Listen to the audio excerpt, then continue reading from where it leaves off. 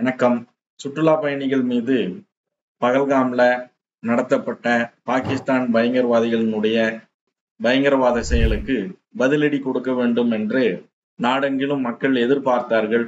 அதன் அடிப்படையில மத்திய அரசும் இது நம்முடைய அரசுக்கான இறையாண்மைக்கு எதிரான தாக்குதல் அப்படின்ற அடிப்படையில ராணுவ நடவடிக்கைகள் மூலமாக பாகிஸ்தானுக்கு பாடம் கற்பிக்க வேண்டும். அதைத் தொடர்ந்து எல்லா வகையான நடவடிக்கைகளையும் பாகிஸ்தானுக்கு எடுக்கணும், எதிரான நடவடிக்கை எடுக்கணும் அப்படின்ற அடிப்படையில பாகிஸ்தானியர்கள் உடனடியா 48 மணி நேரத்துல வெளியேறணும்னு உத்தரவு போட்டாங்க. அதன் தொடர்ச்சியா சிந்து நதி நீர் ஒப்பந்தம் ரத்து செய்யப்பட்டது. அதற்கு பதிலடி கொடுக்கிறோம்னு சொல்லி பாகிஸ்தான் சிம்லா ஒப்பந்தத்தை ரத்து பண்ணாங்க. இப்படியான மோதல் போக்கு, பதட்ட சூழல் எழுந்த உடனே கடந்த காலங்கள்ல இந்த மாதிரியான பதட்ட சூழல்கள் ஏற்படும் போது அமெரிக்கா உடனடியா தலையிடும்.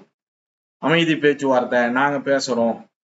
ஐநா சபையில போய் இந்த பாகிஸ்தான் உள்ளிட்ட வளைகுடா நாடுகள், அவங்களுக்கு சப்போர்ட் பண்ணக்கூடிய துருக்கி, அஜர்பைஜான் போன்ற நாடுகள் எல்லாம் ஐநா சபையில பஞ்சாயத்துக்கு போவாங்க. இந்த முறை ஆரம்பம் முதலே பாகிஸ்தான் கைவிடப்பட்டது. உலக நாடுகள் எந்த நாட்டும் பாகிஸ்தானுக்கு ஆதரவாக பேசல. சீண்டுவார் இல்லைன்ற நிலைமைக்கு பாகிஸ்தான், நம்முடைய தாக்குதல் தொடர்வதற்கு முன்பே பாகிஸ்தானுக்கு அந்த நிலை ஏற்பட்டது. அதனை தொடர்ந்து பயங்கரவாத முகாம்கள் மீது தாக்குதல் நடந்தது. நம்முடைய அரசு இராணுவம் தெளிவான ஒரு குறிப்பை வெளியிட்டாங்க. நாங்க பயங்கரவாத முகாம்கள் மேல மட்டும்தான் தாக்குதல் பண்ணியிருக்கிறோம். இராணுவத்தின் மீதோ பொதுமக்கள் மீதோ எந்த விதமான தாக்குதலும் நடைபெறவில்லை. ஆகவே இதோடு பாகிஸ்தான் அடங்கிக் கொள்வது நல்லது. மேலும் பதட்டத்தை ஏற்படுத்தும் வகையில பாகிஸ்தான் நடந்து கொள்ளக்கூடாது அப்படின்னு சொன்னாங்க. ஆனா பயங்கரவாதிகளுடைய புகலிடமாக இருக்கக்கூடிய பாகிஸ்தான், பயங்கரவாதிகளை வளர்த்து இந்தியாவுக்கு எதிராக அனுப்பக்கூடிய பாகிஸ்தான், பயங்கரவாத முகாம்கள் மீதான தாக்குதலுக்கு பதிலடி கொடுக்கிறோம்ன்ற பேர்ல வட மாநிலங்களில் உள்ள பல்வேறு நகரங்கள் மீது குறிவைத்து ட்ரோன் மற்றும் ஏவுகணை தாக்குதல்களை நடத்தினாங்க. அவையெல்லாம் நம்முடைய வான் பாதுகாப்பு சாதனங்களால சிறப்பா முறியடிக்கப்பட்டது. இதனை தொடர்ந்து பாகிஸ்தானுக்கு பாடம் கற்பித்தே ஆக வேண்டும் அப்படின்ற அடிப்படையில இராணுவ நிலைகள், குறிப்பா பாகிஸ்தானுடைய விமானப்படை தளங்கள் மீது தாக்குதல் நடத்தி பெரும் சேதத்தை ஏற்படுத்தினோம். அதன் பிறகு கூட எந்த நாடும் பாகிஸ்தானுக்கு ஆதரவா குரல் கொடுக்கல. ஆனா நம்முடைய தாக்குதலுக்கு தார்மீக ரீதியானது உண்மையிலே எடுக்க வேண்டிய நல்ல நடவடிக்கை என்று இஸ்ரேல் நமக்கு முதல்ல ஆதரவு கொடுத்தாங்க. ஜப்பான் ஆதரவு கொடுத்தது, ரஷ்யா ஆதரவு கொடுத்தது. அதே நேரத்துல அமெரிக்கா இந்த விஷயத்துல நாங்க தலையிட மாட்டோம், இந்தியாவை நாங்க ஆயுதங்களை கைவிட சொல்லி நாங்க கேட்க மாட்டோம், பாகிஸ்தான் இந்தியா தான் இந்த பிரச்சனையை தீர்த்துக்கணும் அப்படின்னு சொல்லி ஒதுங்கி கொண்டது.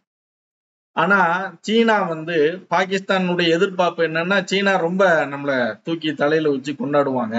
ஏன்னா சீனாவிடம் இருந்துதான் ஆயுதங்கள் வாங்கியிருக்கிறாங்க. அந்த பட்டு சாலை அப்படின்ற சில்க் ரோடு, அந்த கராச்சி துறைமுகம் வரை இருக்கக்கூடிய இந்த ரோடை இந்த சீனா தான் நிதி உதவி கொடுத்து போட்டிருக்கிறாங்க. அந்த அடிப்படையில சீனா தனக்கு ஆதரவு கொடுக்கும்னு பார்த்தா, சீனாவும் இந்த பிரச்சனையை நாங்க தலையிட விரும்பவில்லை, இந்தியா பாகிஸ்தான் சேர்ந்து இந்த பிரச்சனையை பேசி தீர்த்துக்கணும் அப்படின்னு சொல்லி விலகிக்கிட்டாங்க. இது கடைசியில இந்த பாகிஸ்தானுக்கு ஆதரவா இந்த ட்ரோன்கள் கொடுத்து உதவின ஒரே நாடு துருக்கி. அதுக்கடுத்து இந்த போருக்கு பாகிஸ்தானுக்கு ஆதரவா குரல் கொடுத்தது அஜர்பைஜான் மற்றும் மலேசியா. இந்த நாடுகளை தவிர வேற எந்த நாடும் பாகிஸ்தானுக்கு ஆதரவு கொடுக்கல. அதே நேரத்துல எந்த நாடும் உலகத்தில் இருக்கக்கூடிய பெரிய பெரிய நாடுகள், சீனா, ரஷ்யா, அமெரிக்கா போன்ற பெரிய நாடுகள், ஐரோப்பிய நாடுகள் அனைத்துமே நமக்கு ஆதரவு நிலைப்பாட்டை அல்லது தலையிட மாட்டோம்ன்ற நிலைப்பாட்டை எடுத்தாங்க. அந்த வகையில பாகிஸ்தான் உலக அளவுல தனிமைப்படுத்தப்பட்டது. ராஜதந்திர நடவடிக்கைகள் மூலமாக பாகிஸ்தான் தனிமைப்படுத்தப்பட்டது. இராணுவ நடவடிக்கைகள் மூலமாக பாகிஸ்தான் முடக்கப்பட்டது. அந்த வகையில இந்த பஹல்காம் தாக்குதலுக்கான பதிலடி நெத்தி இடி என்பதை போல பாகிஸ்தானுக்கு விழுந்து இருக்கிறது. இது நாள் வரையிலும் பாகிஸ்தானை ஆதரித்து வந்த வளைகுடா நாடுகள், சவுதி போன்ற அத்தனை நாடுகளும் பாகிஸ்தானை கை கழுவி விட்டன. ஆகவே பாகிஸ்தான் மண்ணை கவ்வி கடைசியில் பாகிஸ்தான் பிரதமருடைய எக்ஸ் தளத்திலேயே பொது வெளியில மன்றாடும் நிலைக்கு கொண்டு போய் அந்த வகையில உலக நாடுகள் எங்களுக்கு ராஜதந்திர அடிப்படையில எங்களுக்கு ஆதரவு கொடுக்கணும், இந்திய தாக்குதல்ல இருந்து எங்களை காப்பாற்றணும், இந்தியா தாக்குதல் மூலம் எங்களுக்கு ஏகப்பட்ட சேதம் விளைவிச்சிருக்குது, அதுக்கெல்லாம் நிதி கொடுக்கணும்னு பிச்சை எடுக்க வேண்டிய நிலைமைக்கு பாகிஸ்தானை கொண்டு போய் நிறுத்தியது நம்முடைய ராஜதந்திர நடவடிக்கை. பாகிஸ்தான் உலக அளவுல ராஜதந்திர அடிப்படையில தோல்வியற்றது, மண்ணை கவ்வியது. இதற்கு மிகப்பெரிய பலமா இருந்தது நம்முடைய வெளியுறவுத்துறை அமைச்சர், நம்முடைய பிரதமர் அவர்கள். அந்த வகையில ராஜதந்திர அடிப்படையில பாகிஸ்தான் முழுமையாக தனிமைப்படுத்தப்பட்டது, இராணுவ நடவடிக்கைகள் மூலமாக முழுமையாக முடக்கப்பட்டது என்பதுதான் உண்மை. நன்றி, வணக்கம்.